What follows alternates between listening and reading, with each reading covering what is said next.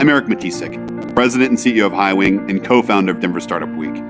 This year's Denver Startup Week has never been more important. It takes a community to rebuild a community, and this week is about showcasing and highlighting the entrepreneurs and small business leaders leading through resilience and showing us a path forward.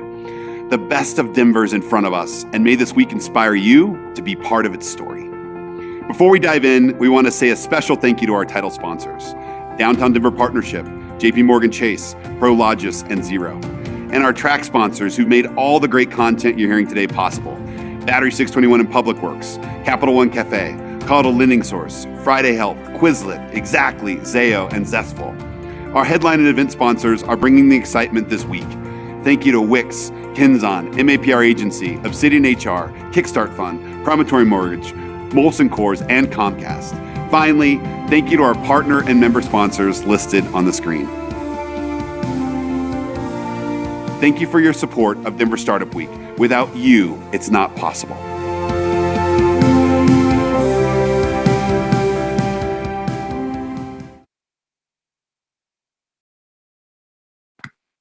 Welcome everyone to Denver Startup Week. You are attending an event in the Maker Track, which focuses on all things physical products.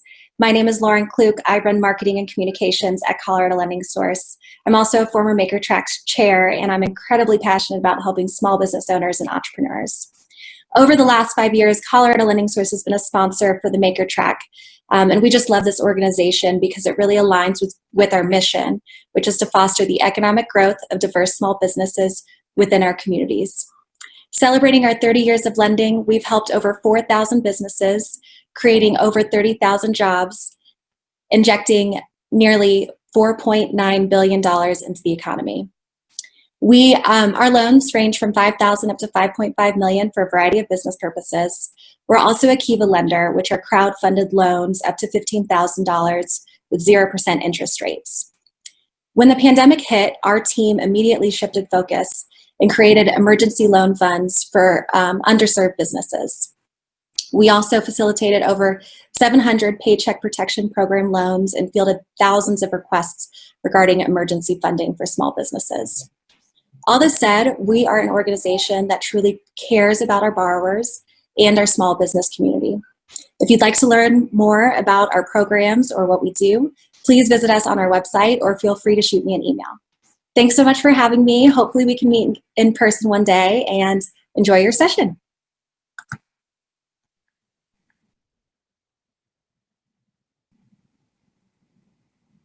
Hey, what's up everyone, and happy Denver Startup Week. I am Michael Ostro. I'm the Maker Track Chair, and I'm also a member of the Denver Startup Week Organizing Committee. This is absolutely like the very first virtual conference that we've done, which is incredible. Tons of fun, tons of learning experiences. And if this is the first session that you're tuning in on, welcome.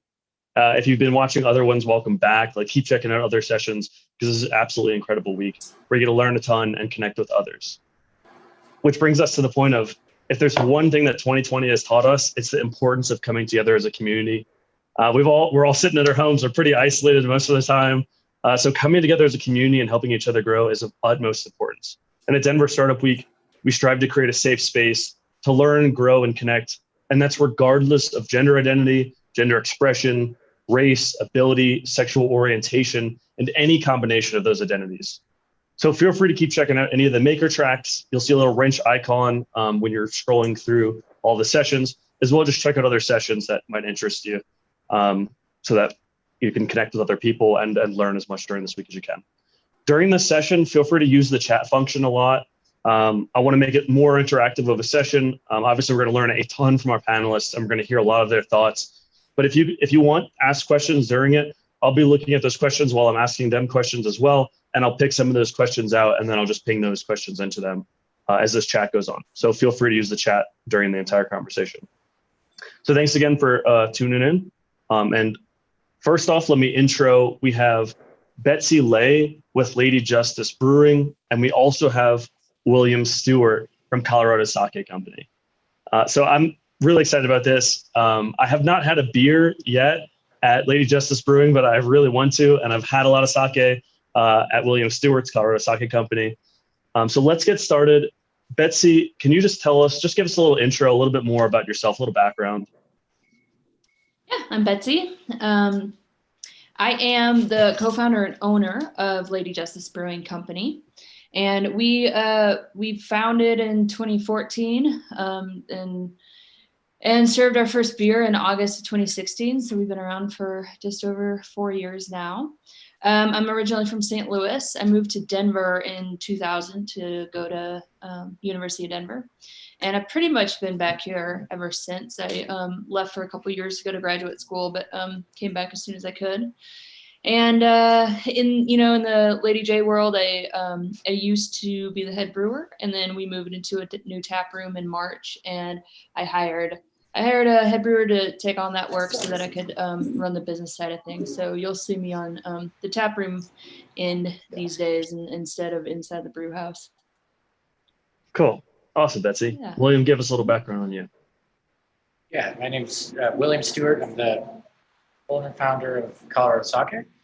We've been working on the project for about 4 years, and we've been open just at our 2-year anniversary at the beginning of September. Awesome. Thanks, William. And William, I think it is a little choppy when you're speaking, but I'm going to keep asking questions, and we'll hear if that is able to change during it. Great. So thanks for the background, both of y'all. That's really helpful. Betsy, just like, for example, one of the things I even saw on your website and stuff, as I understand it, you founded Lady Justice Brewing, or Lady J, to make the world a better place. Can you explain that idea a little bit there and how y'all been doing with making an impact? Yeah, so essentially Lady Justice is a social enterprise, but when we were founding it, we didn't really have that sexy language for it. And nobody was really doing what we were doing in the beer world in Colorado at that time in 2014. So what we do is we donate as much of our profits over cost as we can, which is a little harder right now in COVID, but we're still doing it. But we donate as much as our profits over cost as we can to Colorado nonprofits that support women and girls. So the idea is that people will choose Lady J, one, because we have great beer, but also because they care about where their dollars go. And so just by having a beer with us, you can make a positive impact in your community. And so that's really the message that we're trying to get out there, is that simply by being a Colorado beer drinker, you can start to change the world for the better. Awesome. I mean, I want to drink beer and contribute. Like, if I can make the world a better place by all drinking. You have to do is buy it. Yeah, it's really easy. That was the whole concept of really starting it, right? Yeah, so we started, I founded Lady J with Kate Power and Jen Cuesta. We all served in AmeriCorps together in the Vista program. And when you're in AmeriCorps Vista, you serve in a community basically to do capacity building at a nonprofit, whether that's at a school or at a more traditional nonprofit. And while you're in there, you make you live at the poverty level in the city in which you serve. So between 2009 and 2011, Kate and Jen and I were making $10,000 a year. And we found a way somehow. It was in the middle of the recession. We were fundraising for this really great nonprofit that should have been pretty easy to get money for. And we just couldn't, because all the grants had dried up, and none of our big donors were able to donate anymore during the recession. So we would go to a brewery after work and just talk about how much our jobs sucked. And yeah. And does everyone do this? I think it's universal. And so while we were there one night, Jen was just like, I don't understand what's happening right now, because we live at the poverty level. We're on food stamps. We make $10,000 a year, and somehow we are finding a way to take whatever little bit of cash we have, and we're going to spend it to drink beer and hang out with each other. And this place is packed. So why is it that even during a recession, and even us making as little money as we do, why is gathering around beer still important? And why isn't this money going to the nonprofit that we're trying to to help out. And so that was really the problem. So we founded Lady Justice as basically a problem, a solution to a funding problem that we had. And later on, we learned that it was social enterprise, but we didn't know that at the time. Awesome. Yeah. Okay. Yeah. Thanks for that detail, Betsy. Mhm. William, I don't know if you duct taped that to your chest. If you did, I feel bad for your hairs on your chest. Did you rip it off? No, I switched from my headphones over to a mic to make things a little bit easier. It sounds way clearer. So thanks for doing that. So I want to kind of ask a similar question to you, and it is about the origin story. I know that you bring the community together a lot. I also know a lot about your background with doing so many different things in the industry. Would you give us a little idea of why you did, like how you did so much just in the service industry and how that moved into sake? So I was in restaurants and bars for 10, 15 years, somewhere in there. And my last 5 years, last 5 years was in Japanese restaurants. One second, Josh, do you mind putting the audio on the computer so I can hear it?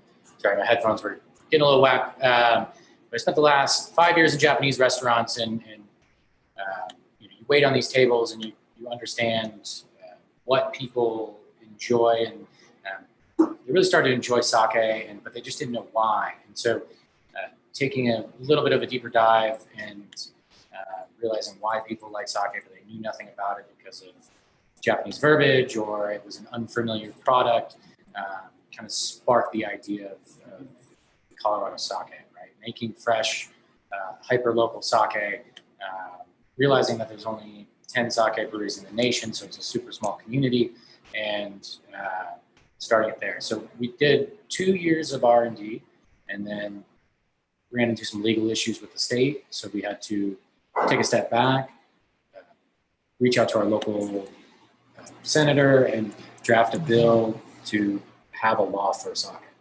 And that took almost a year, which was good because it slowed down the process and let us really dive into making great local sake. And we've been open for 2 years now, and people love sake. Yeah. Awesome. Okay. So as well, when you're saying this leads into the next question perfectly about people really enjoying sake in the restaurant. You can see that. Also, there's a sense of community around beverages and drinking, and Betsy talked about it as well. But so we see these sense of communities coming around beverages and food. How do you, and William, we can start with you. How do you bring communities together? How do you try to make sure that the community is coming together over your sake? Yeah. So I guess the way we view it is group gatherings. I mean, if you think about America in the hospitality world, 11% of Americans work in hospitality, which is the largest in any country in the world. So the idea behind that is we love social gatherings, we love communities, we love people. And so creating a tap room that feels like your home, and you can hang origami from the ceiling and it'll be there forever, and doing things that bring people together, and events, and we have comedy shows, we have food up front, we try to do events every weekend just to get people out and to feel like they're part of the community in Denver. Awesome. Thanks, William. Betsy, what about you? What kind of things are you able to do for community, or that sense when you started to build a community? For us, I mean, we consider ourselves a community-based brewery, which, I mean, it's funny to think about, because if you go into any brewery, I mean, the neighborhood's there, right? It's just a natural gathering place for a lot of people. But for us, we wanted to make sure that we were connecting. We were making really close connections between the dollars that we were donating and the people who were drinking our beer. So we really wanted people to be involved in the money that we were giving away. And so the way that we do that a lot is we do a lot of events that will bring in the nonprofits that we're donating to. So we let our beer drinkers get to know these nonprofits, just like a fun little like open house thing in the tap room, and giving those nonprofits a platform to sort of share their story and talk about what they're doing and the work that they're doing. And that way it allows our customers to be able to put a face with these nonprofit names that we talk about all the time. And so that's the main way that we do it is through connecting our taproom visitors with those nonprofits. But another way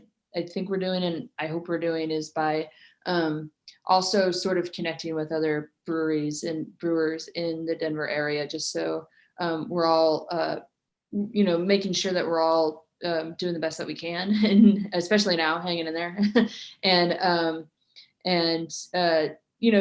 Denver beer is very philanthropic naturally anyway. There's a lot of breweries that give a lot of great money to some pretty amazing causes. So we like to keep in touch with those folks too, just to make sure people know that, what's going on out there, and making sure that people know we're not the only people doing this, and there's a lot of good being done in the beer world in Denver.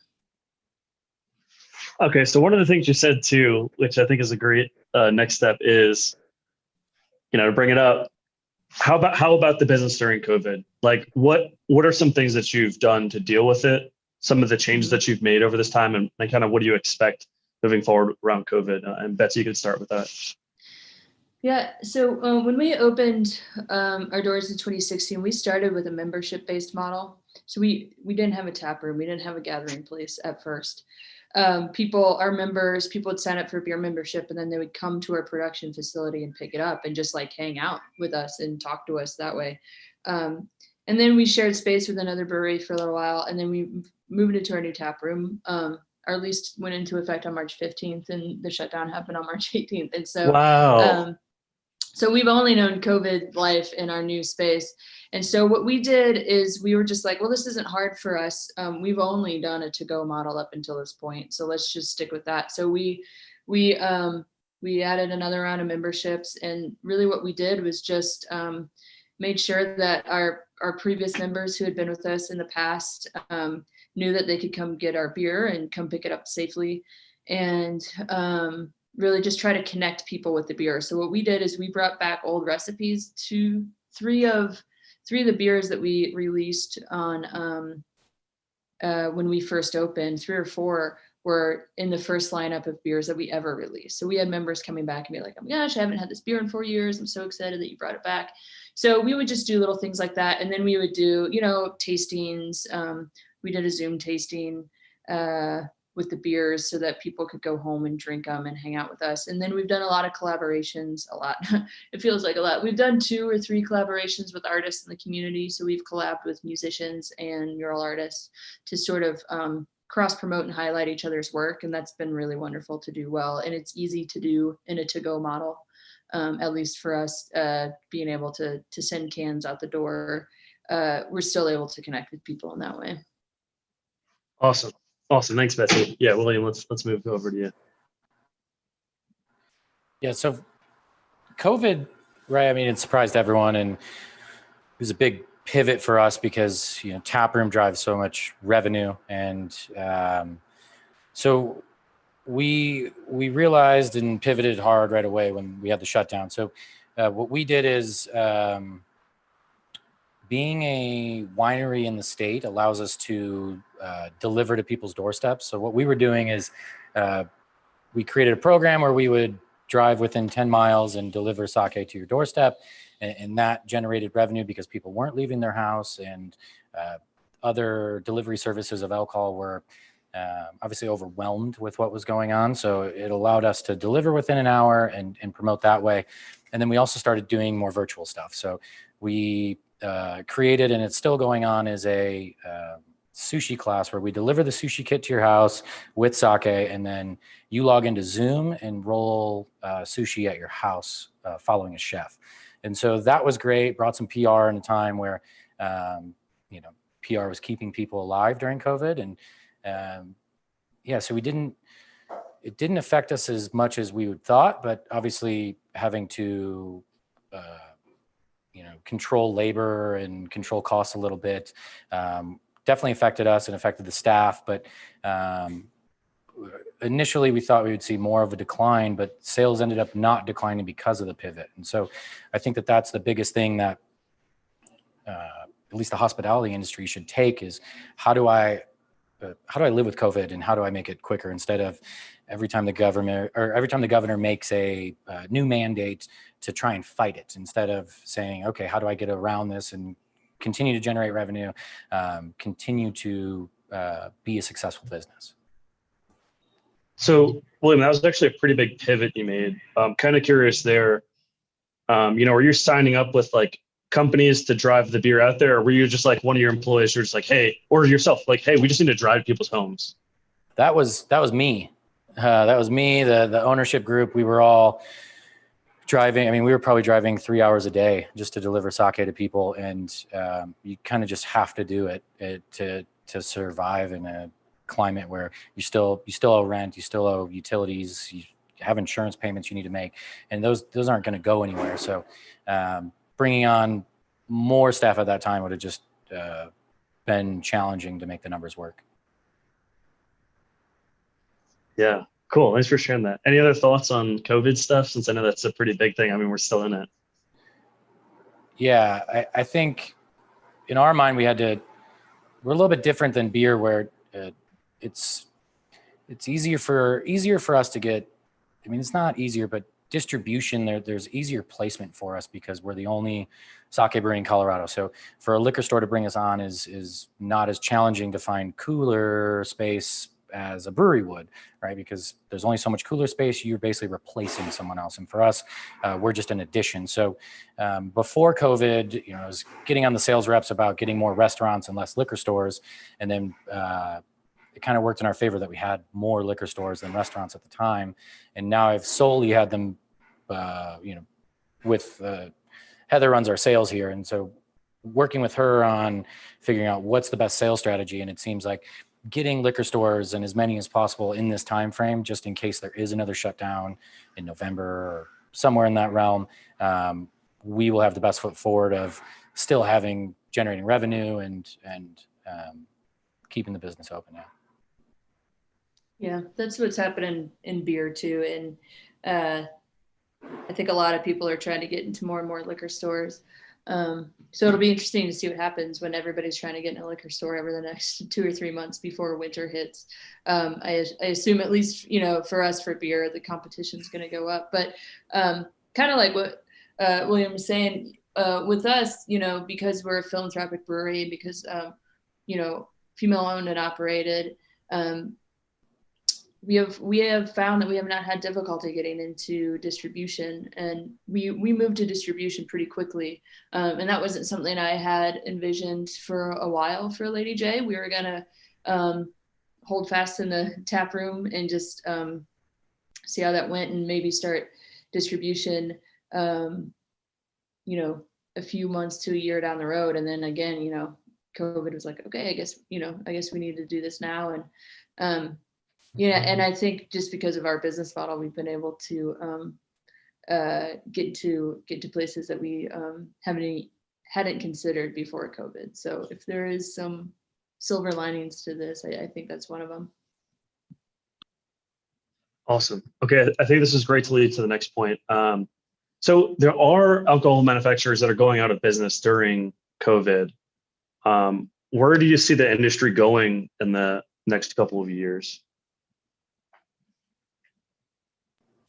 Yeah, I can start. I think we're going to see a lot more.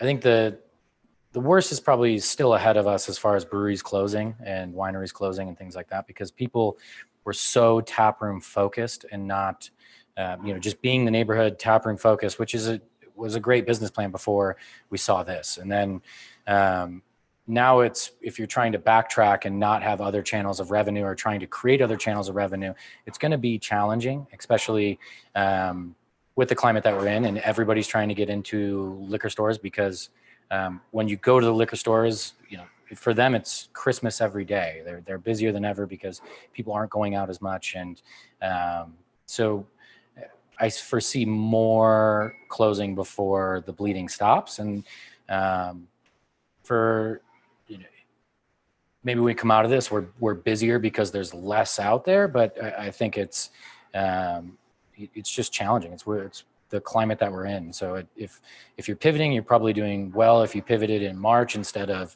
July, then you're probably fine, but it's still, we still don't know what's coming next for sure.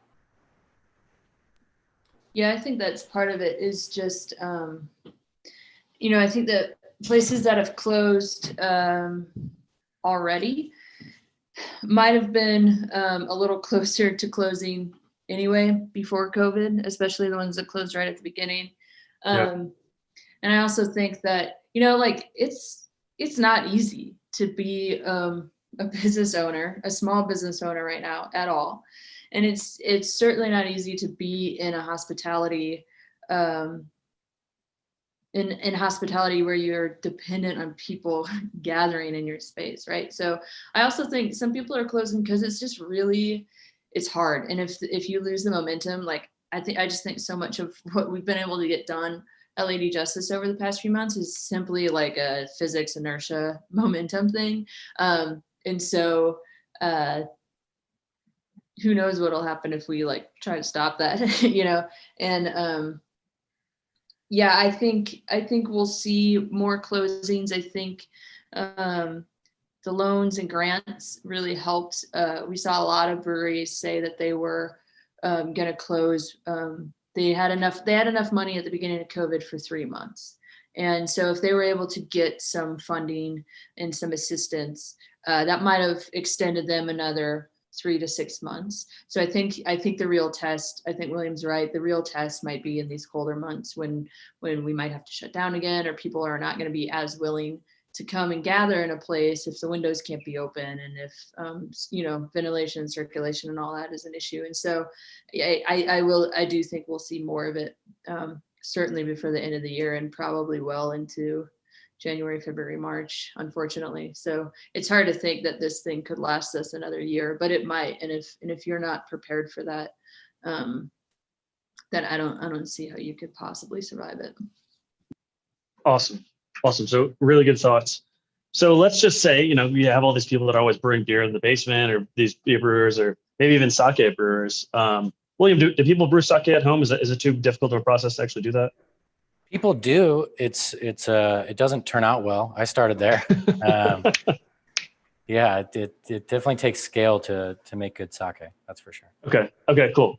So let's just say someone's trying to get into the industry, whether that was opening up a place or just to brew beer, to brew something, how difficult would it be, or what advice would you give them in this environment if they're thinking about opening up a place? Probably to wait. I think. There's two sides of the coin. There's a lot of used equipment right now because of people that have closed, and so it's we've taken advantage of being able to obtain more equipment for pennies on the dollar of where they were before this. I think people that are starting a brewery, they can find space, but when you're paying $30 a square foot for a taproom space that could potentially close, it's probably not the best environment. So I think focusing on a production based first, but then it's tough because you don't have the following, you don't have the education. So it's just a challenging climate for sure. Yeah, I would say wait. Equipment is cheap right now. You could buy out an existing, or a brewery that is closed. You could probably go take over a space that already has every piece of equipment you could possibly need for, fairly cheap. But on the other hand of that too, and all of our hop farms in the Pacific Northwest are burning right now. So hops are about to get really expensive. Grain, I imagine there will also be some sort of grain shortage.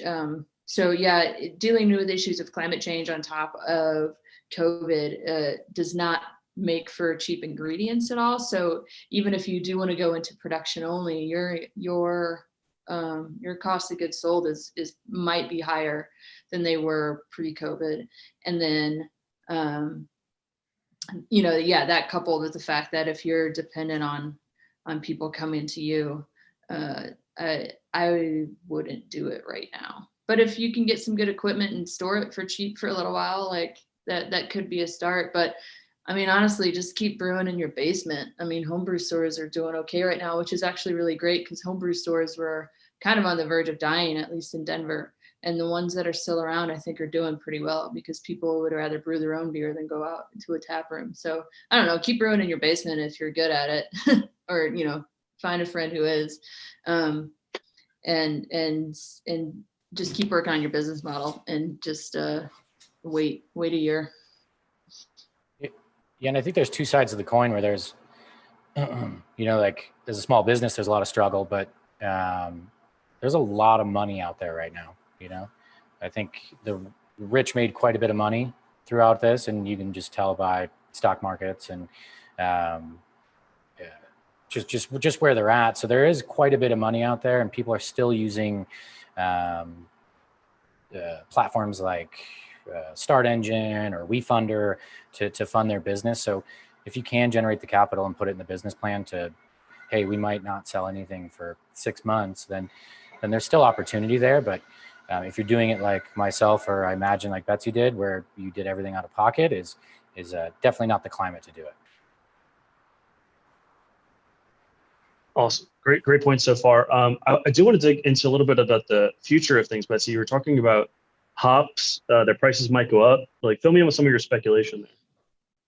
And I mean, I haven't seen the data on it because these fires are literally just still burning right now. But like, for example, Yakima Valley Hop Company is a pretty large hop farm in in Washington, and they posted a video the other day of just smoke and fire sort of everywhere. And so hops,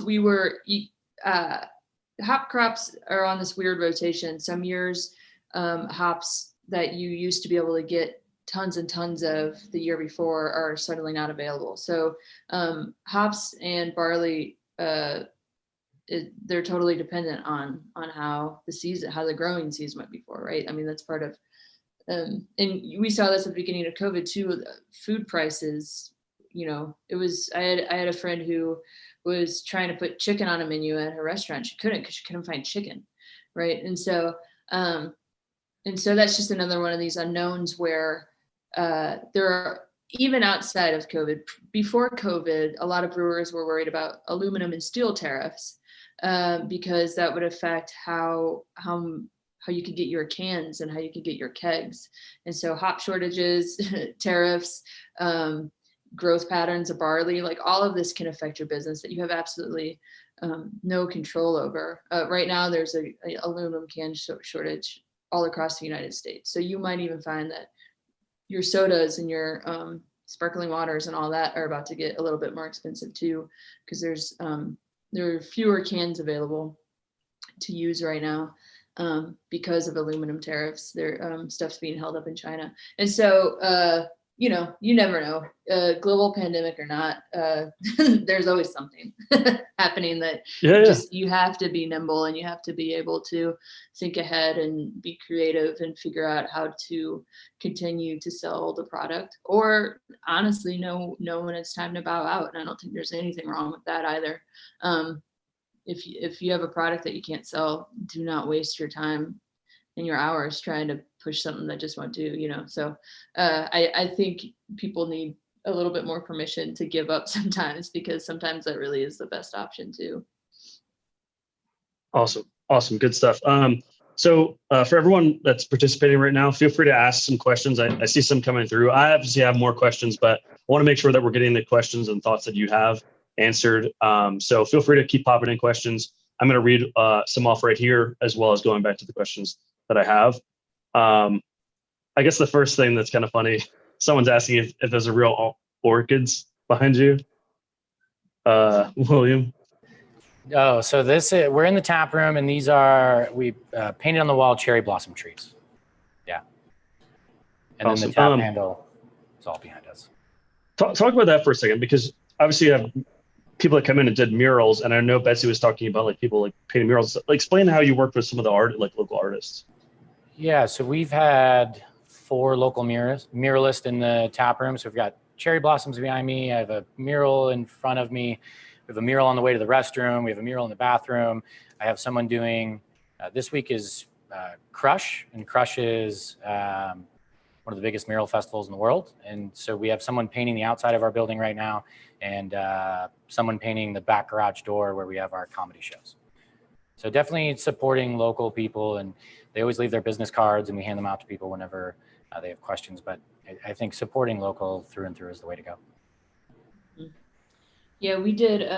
We're on East Colfax, in West Aurora, East Denver, right really close to the Aurora Denver line, and the city of Aurora put on a mural fest, a Colfax mural fest, in May, and so they connected us with Chelsea Lewinsky, who did a huge mural. I'm obviously at home right now. Tuesdays are my day away from the tap room, and I'm trying to honor that.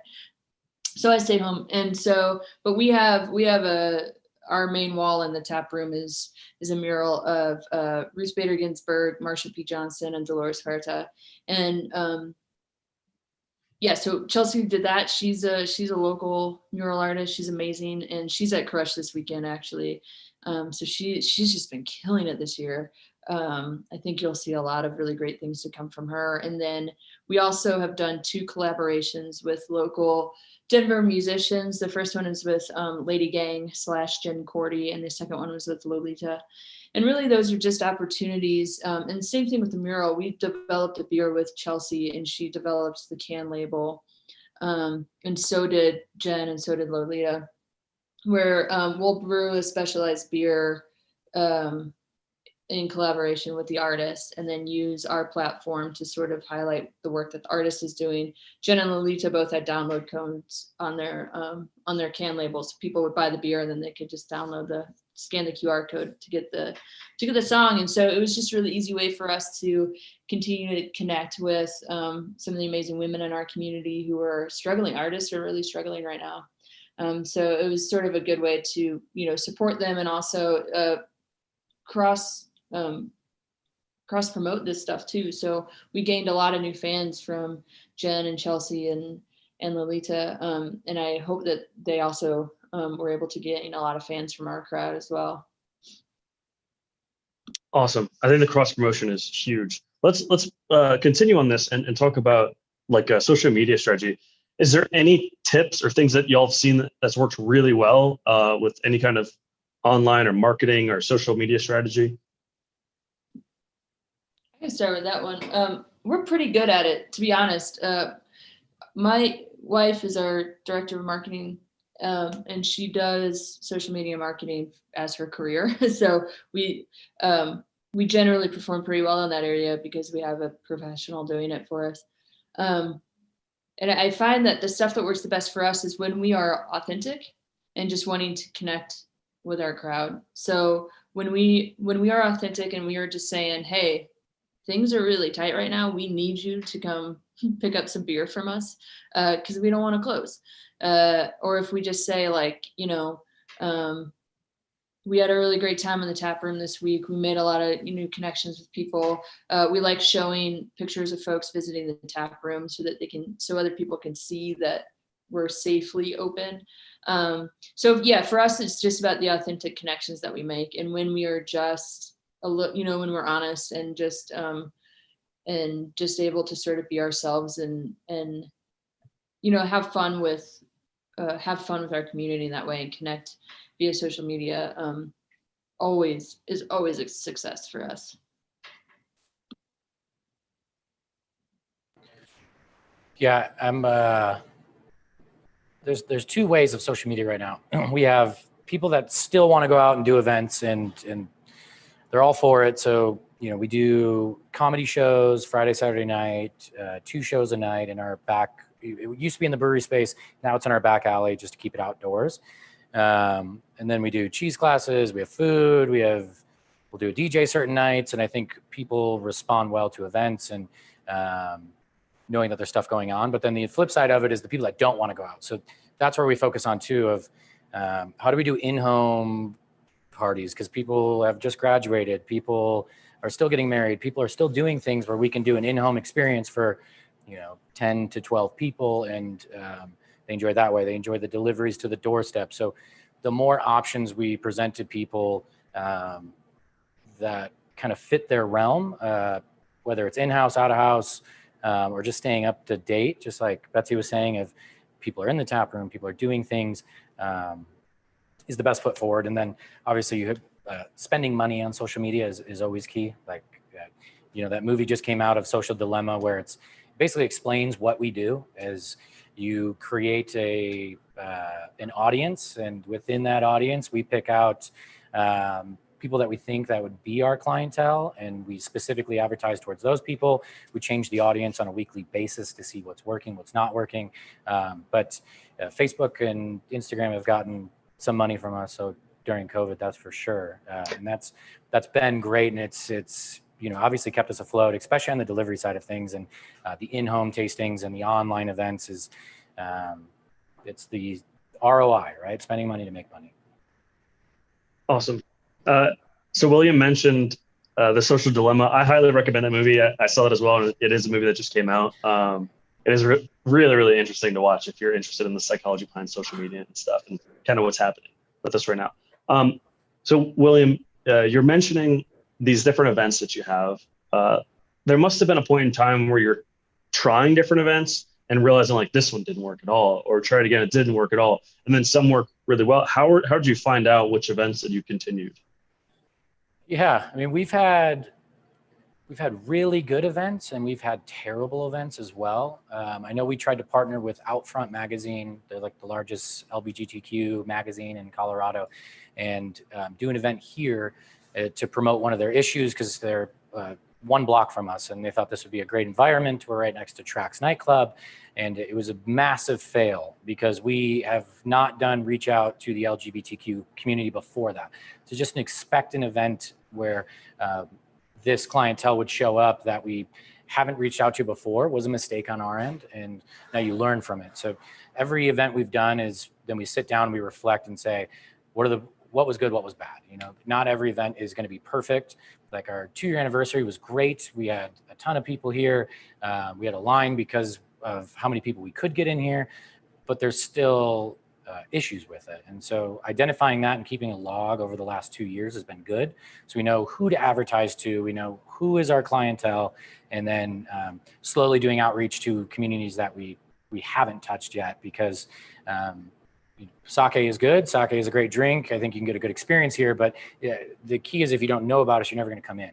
So we need to spend money to make that happen. That's for sure. Cool. Betsy, any pointers or tips on events? Yeah, we our space is small. Our max capacity is 45, and so COVID requires us to keep that at 23 right now. And so we had to come up with ways to do events on a small scale. So we do trivia every Thursday. People reserve a table ahead of time, and that's our regular event, and it does pretty well. And then we also have started to when we first announced that we were opening this tap room, our event requests just like went. It was wild how many people wanted to hold events in our space, which is wonderful. And then of course all of that momentum died immediately in March, and so we're starting to get more and more requests for events again. And so we're just trying to figure it out. We're partnering with a local company to do sort of date night packages where they bring in the food and we bring in the beer. Small office happy hour gatherings we're able to do.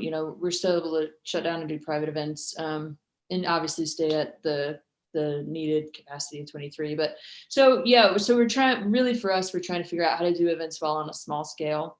And then back to what William said about the community, having not engaged in certain communities before, you really do have to balance what events are worth it or whatnot, because you don't want to spend time and energy and money on something that'll end up flopping. And sometimes you just don't know it's going to happen until it flops. But there are some things you could do ahead of time to really make sure that, is this event something that our community would go to? Are these people that we've connected with in the past? That sort of thing. And so that's what's worked for us so far, but we have stayed away from events for a while because our space is so small. Cool. That definitely makes sense. Let's jump a little bit into the future here. William, I know you have some kind of new beverage that's coming out. Do you want to talk to us about that a little bit? Yeah. We we can push the boundaries, right? In Japan, they can't infuse sake and still call it sake, but we can in America because we have different governments. And so we're just trying to push the beverage as far as we can. And in November, we're releasing the United States world's first sake seltzer in a can, where typically seltzers are made with just sugar or they're a neutral grain spirit that they're watering down with sweeteners, and then you have seltzer, but ours will be 100% rice and using real fruit. And we just think it's a good play into a market. And yeah, we hope it takes off. We think it's something that could be more of a national campaign for us, because right now everything is in glass bottles and they don't ship as well, but the can will ship really well and could be a good ploy for us to get into the market for sure. Awesome. I'm interested in trying that beverage as well. Betsy, do you have future ideas or future visions for Lady Justice? Yeah, I mean, we will start shipping our beers pretty soon here, actually, in the next month or so, which we're really excited about. So since we've opened, we've had requests from out-of-staters to be able to get our beer. And with alcohol laws, I mean, the alcohol laws in the United States, a lot of them are sort of these old prohibition laws that never really got fixed. And so it's pretty annoying. But COVID has helped us in a lot of ways in that. So we're able to ship to a few more states that we weren't able to ship to before due to COVID. So we'll start doing that. So we'll start doing more mail order beer, which is pretty awesome. And then really for us, it's just about, now that we're finally in our own tap room space, that means we have a bigger audience than what we had from our members before. And so I think for us, we're just really focused on making sure that our beer is as recognized as our mission is, and just to really start putting a footprint on those products and making sure that people know us for both the mission and for the beer, which we're getting there. People like what we're doing, which is great. And then, yeah, I mean, really it's just about packaging, and cans and bottles are the way to go, and bottles more so than cans right now. But yeah, I think any brewery around right now, and any small business is going to have I think we're all going to function differently and try to look into the future a little bit more now that COVID has happened. And I think we're all going to have to be ready to be a little bit more creative and pivot more. And so I think we'll start seeing, a lot of places diversify what they're doing, and we'll be one of them. So we'll distribute more, and we'll find different ways to connect with folks than just the regular taproom model, for sure. That's it. You have beers in stores now? Mm-hmm. Yeah, so we have beers in two liquor stores now, and then we have kegs and a handful of bars around. So nothing major, but everybody at Lady Justice works full-time jobs in addition to running Lady Justice, and so it's for us, it's a capacity thing. So it's just a matter of when am I able to drive beer to places, or like when do we get to the point where we just hire somebody to do it for us? So for us, it's a small growth thing, but like we were saying earlier, right now is about the time to hit the ground running to get into more and more liquor stores, so that so you have those relationships and those sales numbers before COVID hit, so that those buyers are wanting your beer when it's December and not somebody else's. Awesome. So, William, actually, do you have some thoughts on this? Like, just like Betsy was mentioning, like you said, Heather earlier, it does sales. Like you're obviously in stores. Is there a certain time where you were like, let's push harder? Or? Yeah, right now, always pushing forward, right? I mean, if that's the goal. If we keep pushing this liquor store, and I mean, we still are getting into restaurants and doing that. I mean, distribution is always been the focus of this company. I mean, I think getting it into stores, getting into restaurants, they support each other, right? So if you're just solely in liquor stores, people might not pick up your product because you're not in the restaurant where they saw it. So you need those two to balance each other. Revenue typically is higher in restaurants for us because you're on a menu, you're right in front of them. You're not in a liquor store with 10,000 choices. So we still focus on liquor stores. We have, I don't know, 150 liquor stores currently, and then 20 to 30 restaurants. And then the goal would be when we get to November to kind of be in that 250 mark for liquor stores, just to really support us. That's the cash flow. That's the revenue model we've shown, is if the tap room does shut down, we will be supported by liquor stores in the community.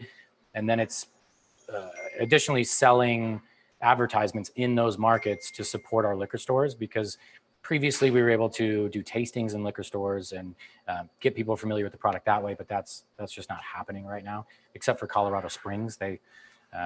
I don't think COVID is down there in the mind of Colorado Springs, but works for us where we can still do tastings and promote the product. But in Denver, we can't do that. Boulder, we can't do that. Fort Collins, we can't do that. But currently we have 3 sales reps. We just brought on the 3rd a couple weeks ago, just to continue to push outside sales and to continue the growth of the company, because staying stale in a moment that like right now is just, it can't happen, because we don't know what's happening next in this environment. Okay. So is your plan to, like, are you in Colorado now? Are you venturing out in Colorado, or your plan is to shoot past Colorado? You're already outside of Colorado? Yeah. So Colorado has been the focus, at least for self-distribution, so we don't have to pay a distributor.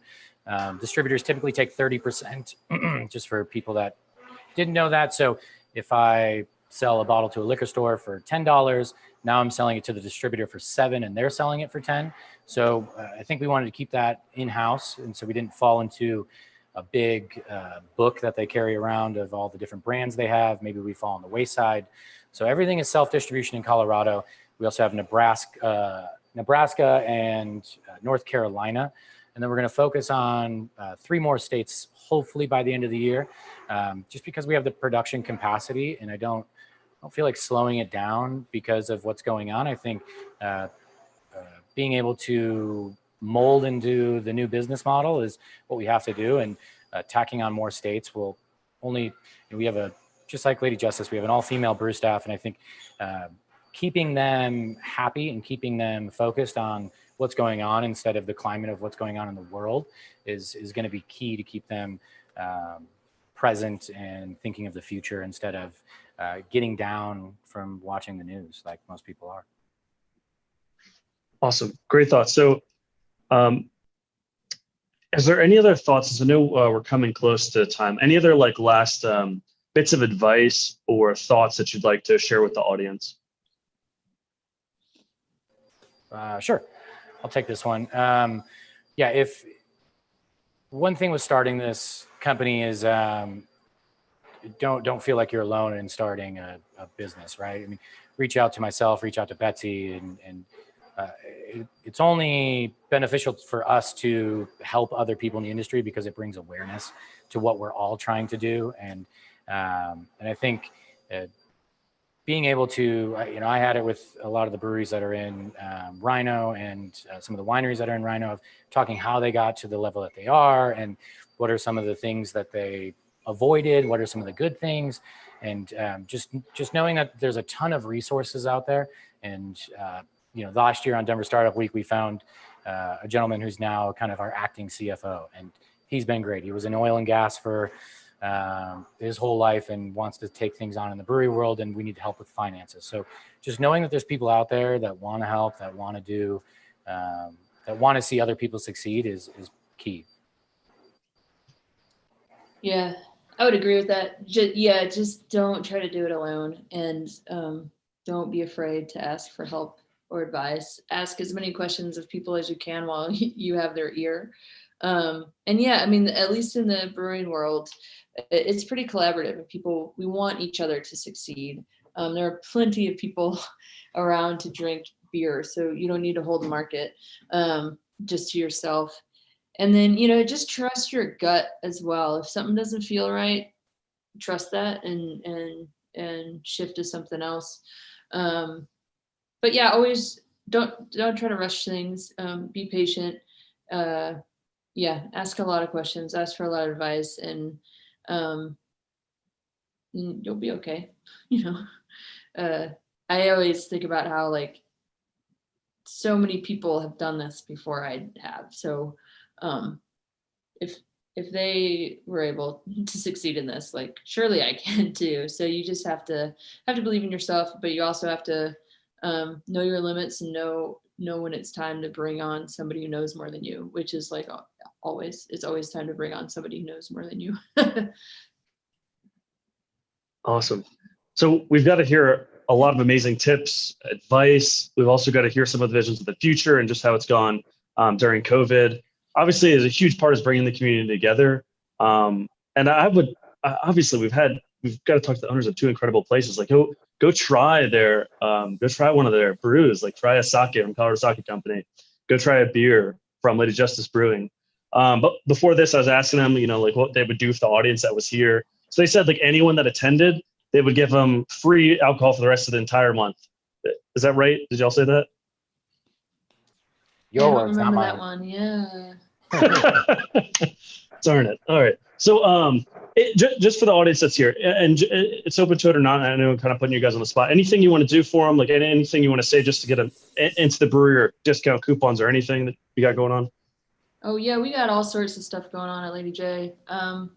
We'll do either 20% off or BOGO, depending on how much you drink. But yeah, if you just come in and say you saw this session, we'll hook you up. No, I always like to buy people a pint every once in a while. It keeps you honest when you give your beer away for free. I don't know why, but it does. Cool.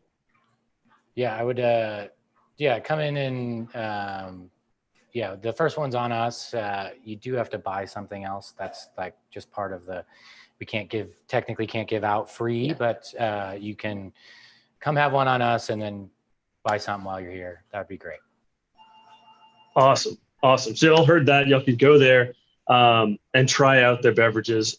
As well, if they want to connect with y'all or follow you guys or just get in touch in any way, how can they get in touch with you?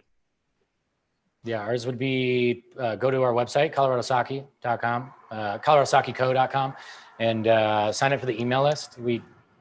Obviously we will send you probably more emails than you want, but we send them out about every week, and just updating with events, deals we have going on, and keeping people informed in the sake world.